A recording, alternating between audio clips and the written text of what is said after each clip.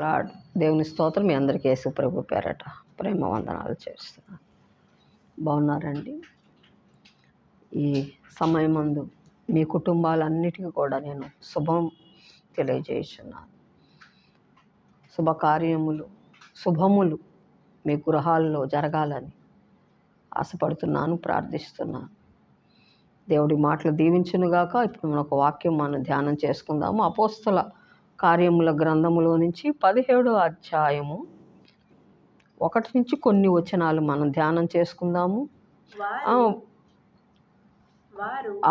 అపోస్తల కార్యముల గ్రంథము 17వ అధ్యాయము 22 నుంచి. పౌలు అరేయేపగు మధ్య నిలిచి చెప్పిన దేమనగా, ఏ దేశు వారులారా, మీరు సమస్త విషయములలో అతి దేవతా భక్తి గల వారై ఉన్నట్లు నాకు కనబడుచున్నది. నేను సంచరించుచు మీ దేవతా ప్రతిమలను చూచుచుండగా ఒక బలిపీఠము నాకు కనబడెను. చాలు, ప్రార్థన చేసుకుందాం. పరిశుద్ధుడా యేసు, నీ అపరంజపాదములకు వందనాలు చెల్లిస్తున్నాం. ఈ సమయం ముందు నాయన చదవబడిన ఈ వాక్యంలో ఉన్న సారాంశం మీరు మాకు బయలుపరచండి. ఈ వాక్యం వింటున్న ప్రతి ఒక్కరి హృదయాలను, మనోనేత్రాలను మీరు తెరవండి. నువ్వు నన్ను బలపరచండి, నీ పాత్రగా మీరు వాడుకోండి. యేసు ప్రభు పేరట అడుగుచున్నాము తండ్రి, ఆమేన్. చూడండి, పౌలు ప్రయాణం చేస్తున్నారు, సంఘాలు దర్శిస్తున్నాడు. ఆయన పౌలు ప్రయాణాలు, సంఘాలు దర్శించటం, దేవుని స్తోత్రం. అయితే ఆ ప్రయాణంలో ఈయన, ఏదోన్సు వారులారా, మీరు సమస్త విషయములో అతి దేవతా భక్తి గలవారు ఉన్నట్టు నాకు కనబడుచున్నది. ఈయన ఈ సంఘాలు దర్శిస్తూ ఈయన ఏం చేస్తున్నాడంటే, ఈ ఏదోన్సు వారు అనేటువంటి ఆ చోటుకి ఆయన వచ్చాడు. దేవుని స్తోత్రం. అదంట ఆ పట్టణము ఎలా ఉందంటే విగ్రహారాధనతో నిండి ఉన్నది. దేవుని స్తోత్రం. ఆయన పరితాపం పట్టలేకపోతున్నాడు. దేవుని స్తోత్రం. ఈ పౌలు ఏం చేస్తున్నాడంటే, ఒక చోటకు వచ్చాడు. మీరు సమస్త విషయములో దైవభక్తి కలిగి ఉన్నారు, దేవతా భక్తి గలవారై ఉన్నట్టు నాకు కనపడుతుంది. ఆ పౌలు అక్కడికి వెళ్ళాడు. ఒక చోటకి వెళ్ళినప్పుడు అక్కడ అన్ని దేవుళ్ళు, వాళ్ళు కొలుస్తున్నటువంటి ఆ దేవుళ్ళు పటాలు అలా వరుసగా పెట్టి ఉన్నాయి.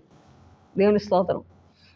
వెళ్ళినప్పుడు ఇతను ఏం చేస్తున్నాడంటే, నేను సంచరించుచు మీ దేవతా ప్రతిమలను చూచుచుండగా ఒక బలిపీఠము నాకు కనబడేను. వాళ్ళు పూజిస్తున్నటువంటి ఆ పట్టణములో పూజిస్తున్నటువంటి ఆ ప్రతిమలు, వరుసగా వాళ్ళు పూజిస్తున్నటువంటి ఆ విగ్రహాలు, లేకపోతే ఆ దేవతా ప్రతిమలు వరుసగా కనబడుతున్నాయి ఆయనకి. కానీ ఒక చోట ఖాళీగా ఉందండి. దేవుని స్తోత్రం. వాళ్ళు ఇలా పెట్టుకుంటున్నారు. ఒక్క చోట అయితే మాత్రం ఖాళీగా ఉంది. ఇంకా వెంటనే పౌలుకి పరితాపం వచ్చి ఆ పట్టణస్థులకు ఆయన చెప్పుచున్న మాట ఏంటంటే, మీరు దైవభక్తి గలవారై, దేవతాభక్తి గలవారై ఉన్నట్టు నాకు కనబడుతుంది. మీరు చేస్తున్నారు భక్తి మంచిదే. దేవుని స్తోత్రం. చాలామంది ఇదివరకు మనం అంతా భక్తి చేసిన వాళ్ళమే. దేవుని స్తోత్రం. చాలా భక్తి చేసిన వాళ్ళం. మా నాయనమ్మ అయితే ఒక పెద్ద తులసి కోట ప్రతిరోజు కూడా, నాకు తెలుసు ఒక ఇంచుమించు పెద్ద తులసి కోట అండి. దేవుని స్తోత్రం. ఆ పండగలు వచ్చినాయి అంటే అన్ని మసిగుడ్డలతో సహా ఉతకాలి. అప్పుడు కట్టెల పొయ్యిలు కాబట్టి ఆ పొయ్యిలన్నీ క్లీన్ చేయాలి, అంటే మెత్తాలి, అలకాలి, మళ్ళీ వాటికి బొట్లు పెట్టాలి. దేవుని స్తోత్రం. గదులన్నీ కడుకు రావాలి. అంతా కూడా ఆచారాలు. అందులోంచి మనం వచ్చాం. దేవుని స్తోత్రం. నిజంగా దేవుడే దేవుడే దేవుడే దేవుడే వాటన్నిటిలోంచి మమ్మల్ని విడిపించాడు. దేవుని స్తోత్రం. మీకు తెలీదు, అంత భక్తి మా పితరులు చేశారు. అందులోంచి వచ్చాం కాబట్టి దేవుని స్తోత్రం. ఆ ఆచారాలు మనలో జీర్ణించుకుపోతాయి ప్రతి ఒక్కరిలో కూడా. మన పెద్దవాళ్ళు చేసినటువంటి ఆ వారసత్వం, మన పెద్దలు చెప్పినవన్నీ మనకి మన శరీరంలో జీర్ణించుకుపోతాయి. దేవుని స్తోత్రం. మా నాయనమ్మ అంత విగ్రహారాధన చేసేది. అంత పసుపు శుక్రవారం శనివారం వచ్చిందంటే ఆ ఇల్లంతా కళకళలాడుతూ ఉండేది. పండగ వచ్చిందంటే చిన్న సైజు పెళ్లి చేయొచ్చు, అన్ని పిండి వంటలు చేసేది. దేవుని స్తోత్రం. చూడండి, ఆ పిండి వంటలన్నీ చేసి ఆ కొత్త బట్టలు కట్టుకొని అందరికీ పంచేవాళ్ళం స్తుతులు. చూడండి, అటువంటి పట్టణముగా ఉంది ఇక్కడ. పౌలు చూస్తున్నాడు, పరితాపం పట్టలేకపోతున్నాడు. ఇక్కడ ఒక చోటకి వెళ్తే అక్కడ ఆ పట్టణంలో అన్ని విగ్రహాలు అన్నీ వాళ్ళు పూజించేటువంటి విగ్రహాలు ఇలా పెట్టున్నాయి. ఒక్క చోట ఆ ప్లేస్ ఖాళీగా ఉంది. అప్పుడు పౌలు వచ్చి చెప్తున్నాడు, నేను సంచరించుచు మీ దేవతా ప్రతిమలను చూచుచుండగా ఒక బలిపీఠము నాకు కనబడెను, దాని మీద తెలియబడని దేవునికి అని వ్రాయబడి ఉన్నది. చూడండి, ఇంకా పౌలుకి ఇదే ఛాన్స్ అనుకున్నాడు. వావ్, ఇవన్నీ మీరేం చేశారు? ఈ విగ్రహాలు లేకపోతే ఈ దేవతా ప్రతిమలు అన్నీ పెట్టుకున్నారు, కానీ ఒక్క చోట మధ్యలో తెలియబడని దేవుడు అంటే బోళ్ళని దేవతల పేర్లు చెప్పాడు. ఒక చోట మాత్రం ఆ దేవతకు పేరు పెట్టడం ఆయనకి రావట్లా. కాబట్టి తెలియబడని దేవుడు అని అక్కడ రాసి పెట్టారు. దేవుని స్తోత్రం. అప్పుడు పౌలు అంటాడు, ఎంత చక్కగా చెప్తున్నాడండి, ఏథెన్సు వారులారా, కాబట్టి మీరు తెలియక దేని యందు భక్తి కలిగి ఉన్నారో దానినే నేను మీకు ప్రచురము చేయుచున్నాను. మీరు పూజిస్తున్నట్టు ఆ దేవతా ప్రతిమలు, లేకపోతే మీరు చేసినట్టు దైవభక్తి, దేవతా భక్తి మంచిదే, కానీ మీరు తెలియబడని దేవుడు అని మీరు చెప్తున్నారే. దేవుని స్తోత్రం. కాబట్టి మీరు తెలియక దేని యందు భక్తి చేయుచున్నారు. దేవుని స్తోత్రం. చెట్టుకి పుట్టకి మొక్కుతున్నారు. దేవుని స్తోత్రం. తెలియబడని దేవుడు అంటున్నారు కదా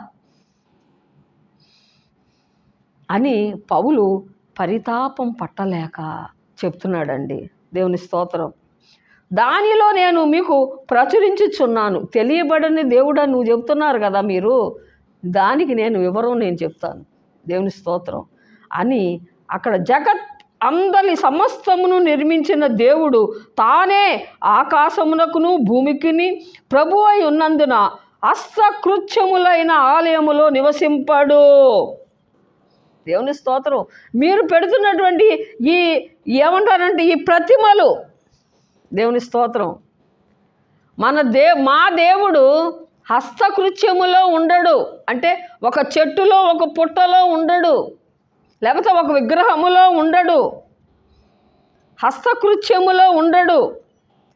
మీరు పూజిస్తున్నారే సూర్యుడు చంద్రుడు అని, దేవుని స్తోత్రం, ఆ హస్తకృత్యములో నేను చెప్పుచున్న దేవుడు ఉండడు.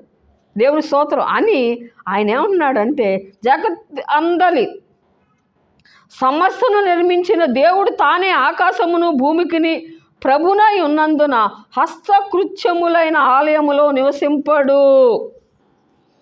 దేవుని స్తోత్రం. ఆయన అందరి హృదయాల్లో ఉంటాడు. దేవుని స్తోత్రం. పిలిస్తే పలుకుతాడు.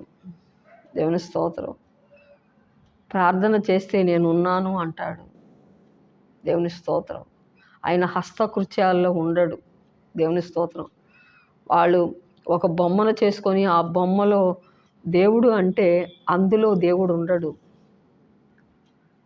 అని ఆయన పరితాపం పొందుతూ ఆయన ఏమంటాడంటే హస్తకృత్యములైన ఆలయములో దేవుడు నివసించడమ్మా, ఆయన అందరికీ జీవమును ఊపిరిని సమస్తమును దయచేయువాడు గనుక తనకు ఏ దైనను కొదవ ఉన్నట్టు మనుషుల చేతులలో సేవింపబడువాడు కాదు. అంటే మనుషులు చేస్తున్నటువంటి ఆ చేతి ఏమంటారు దాన్ని, మనుషులు చేసినటువంటి హస్తకృత్యం, లేకపోతే మనుషులు చేసినటువంటి చేతి పనులు, దానిలో దేవుడు ఉండడు.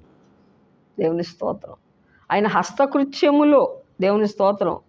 ఆయన ఏమంటున్నాడంటే ఆయన అందరికీ జీవమును ఊపిరిని సమస్తము దయచేయవాడు గనుక తనకు ఏదైనాను కొదవ ఉన్నట్లు మనుషుల చేతుల్లో సేవింపబడువాడు కాడు. మీరు చేతి పనులతో చేసినటువంటి దాంట్లో ఆయన ఉండేవాడు కాదు. దేవుని స్తోత్రం. సేవింపబడువాడు కాడు.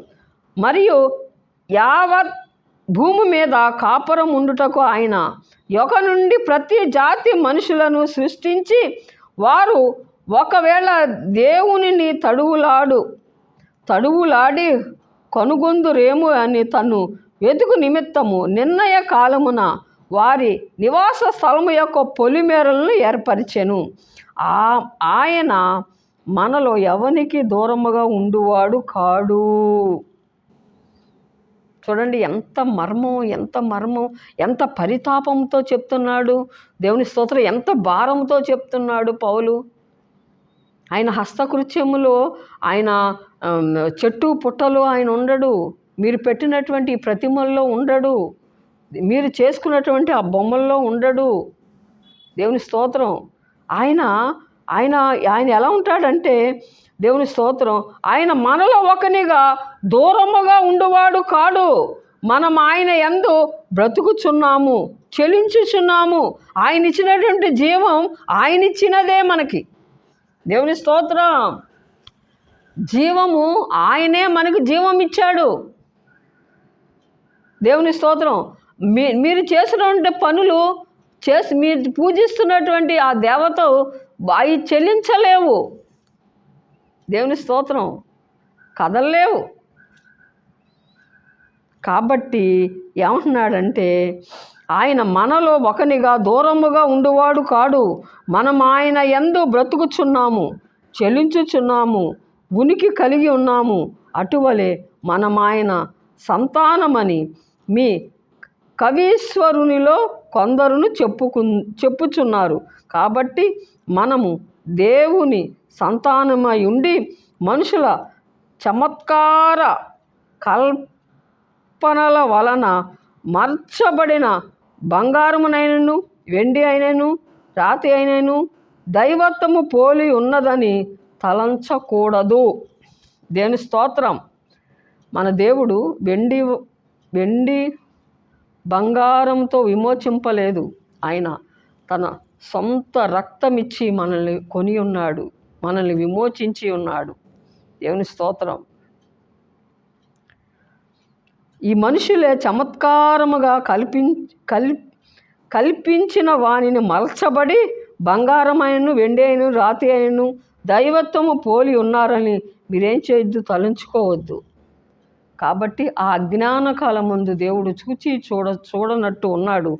ఇప్పుడైతే అందరూ అంతటా మారు మనసు పొందాలి. పౌలు ఆ రోజుల్లోనే చెప్పాడు. దేవుని స్తోత్రం. ఏమని చెప్పాడు? ఆ అజ్ఞాన కాలం ముందు దేవుడు చూడనట్టు ఉన్నాడు. ఇప్పుడైతే అందరూ అంతటా మారు మనసు పొందాలి. పౌలు ఖచ్చితంగా చెప్తున్నాడు. దేవుని స్తోత్రం. అదే నా తపన, అదే నా వేదన. పౌలు తప్పించిపోతున్నాడు.